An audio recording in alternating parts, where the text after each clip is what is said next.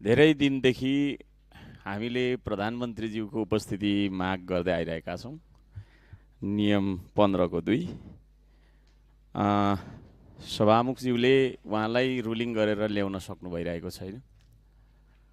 त्यसो भएको कारणले गर्दाखेरि म आजको सदनमा के माग गर्छु भने यहाँले 15 को 2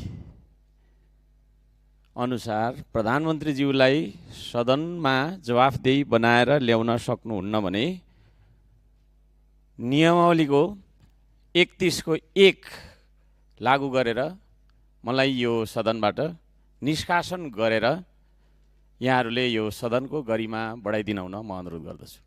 यो दुईटामा एउटा म माग गर्दछु कि त 15 को 2 प्रयोग गरेर प्रधानमन्त्रीज्यूलाई ल्याउनु पर्यो, होइन भने 31 को 1 प्रयोग गरेर मलाई आजको बैठकबाट निष्कासन गर्ने आदेश यहाँले दिनु पर्यो। दुईटामा एउटा गर्नु पर्यो।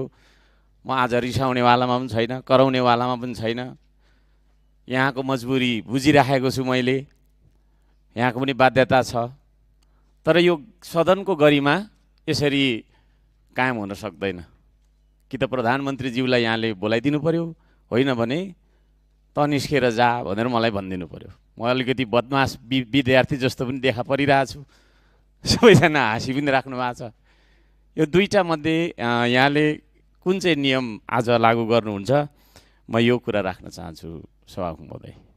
धन्यवाद।